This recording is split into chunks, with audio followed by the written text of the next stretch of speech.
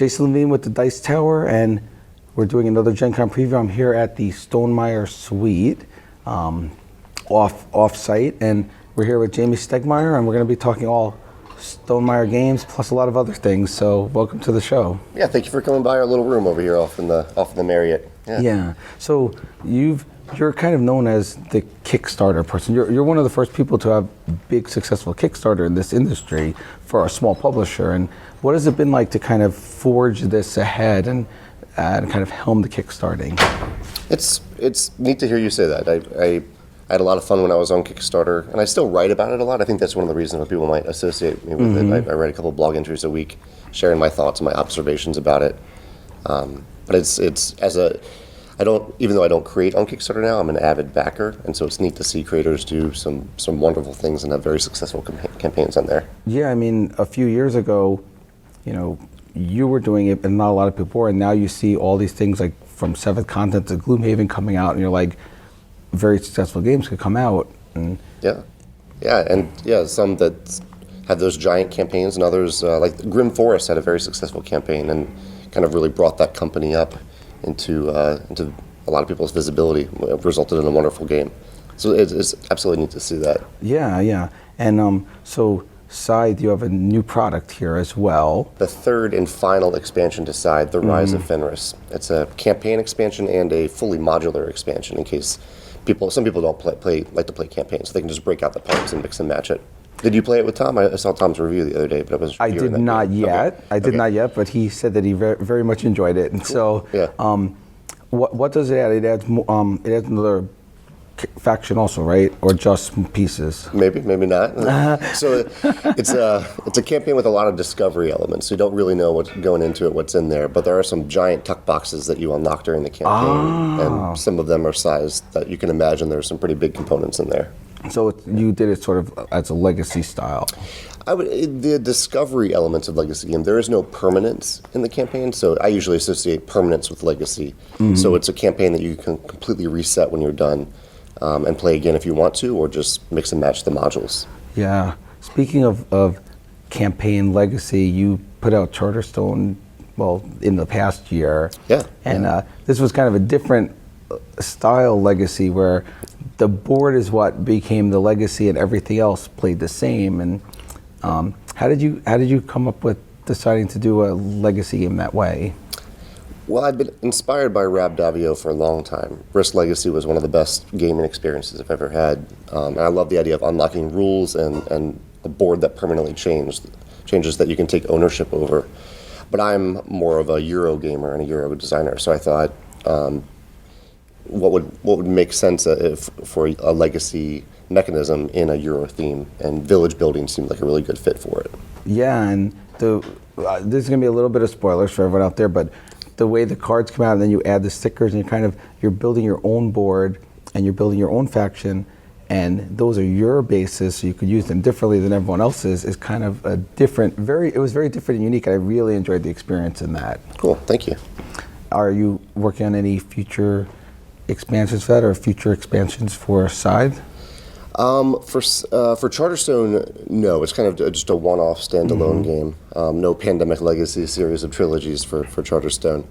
But for Scythe, while we are done with the expansions, we do have a few more accessories coming out. We have a neoprene playmat that will come out in a few months.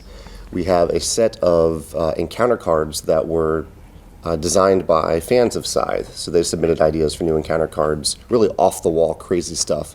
I had a lot of fun taking those ideas and developing them, making sure they were a good fit for the game. Yes. And then we have metal versions of the mechs coming out in a few months as well. Oh. That's more of a collector's item. It's very expensive to make, but people asked for it, and they ended up looking really cool and had that nice heavy weight of metal. Yeah, so we made those. And you're good at making bits. You're very good at making bits. You make these treasure chests, and how did you decide to get into that? Did you just say, I want to pimp out the games and let's make these nice bits and get it out to everyone?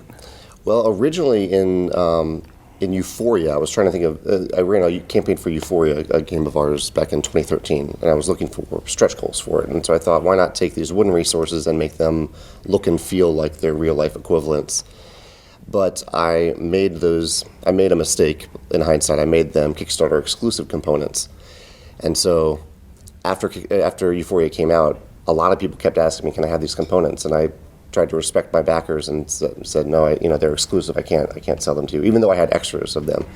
So I decided I never want to do that again. I don't want to do exclusives, but I want to make more of these components because people clearly want them. So I ended up making new versions of those components. Like the gold is similar to that version, but not quite the same. And it launched a whole line of treasure chests. And we now work with Top Shelf Gamer. We make them and they sell them for us. Yeah. And this year you have a new product out as well. And if people haven't seen the video, Tom said he was going to eat his shoe if the game ever got released. That's right. I think that was at Dice Tower Con 2017. He made a joke about that. Yes. And so he was a great sport about it. We ended up making My Little Scythe, a family-friendly, not version of Scythe, it's its own game, but it is inspired by Scythe mechanisms. It has, its heart is in Scythe, but it has some really cool additional mechanisms that make it its own game. And we sent Tom some candy shoes for him to eat when he found out that it was a real thing. He was a good sport about it. Yeah, of course, we were surprised because the original license, for those who don't know, right. It was designed as a fan expansion, basically, right? It was a fan expansion with the My Little Pony theme applied to Scythe, yeah.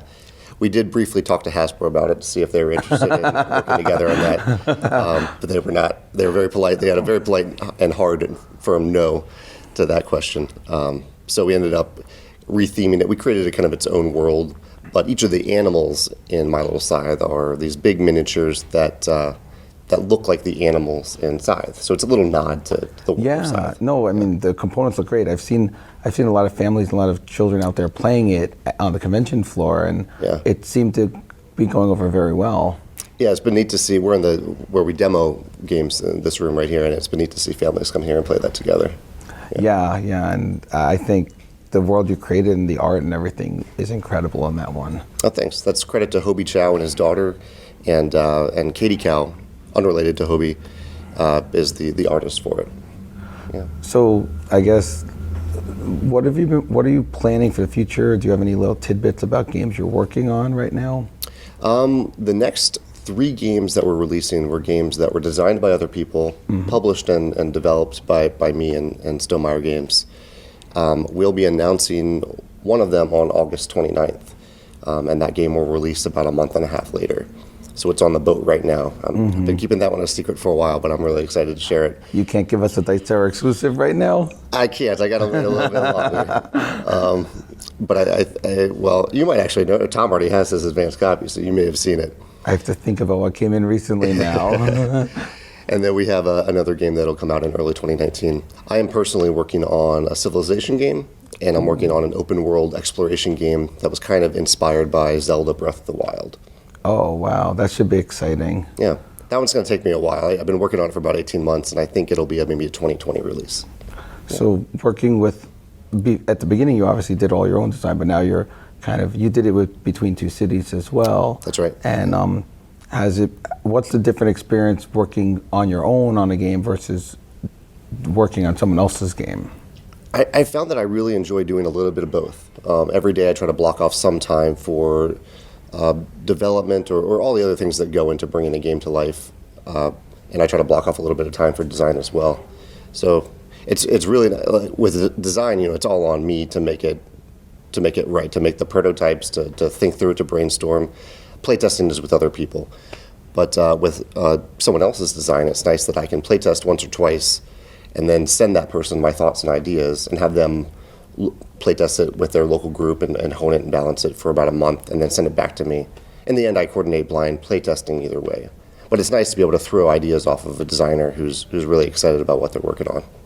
No, that's very cool. Yeah. So I guess, to wrap this up, do you have any words of advice for people who are trying to design or get to Kickstarter and kind of do their own thing? One piece of advice I like to share with other designers, and something I try to do myself, is play a lot of games and a wide variety of games. I know you have a huge collection, right? And you've played a ton of games. I think just exposing yourself to different types of games, I feel like that makes me a better designer, and I think the same can apply to other people. As for Kickstarter, one of the big things is to share your idea and to share your game with people well before the Kickstarter campaign. It doesn't need to be a secret, especially if you don't have a big audience built up. just so you can start to find people who are just as excited and passionate about it as you can, so that they'll be there on day one to support it. No, it's good advice, and obviously people could learn a lot from what you've done and how you've grown your company and made it successful. I've made a lot of mistakes that they can learn from, and I've done a few things right that they can learn from too. So hopefully there's a mix of both there. Exactly. Well, thank you so much for coming Yeah, on. my pleasure, Jason. For the Dice Terror, this has been Jason Levine with another Gen Con preview.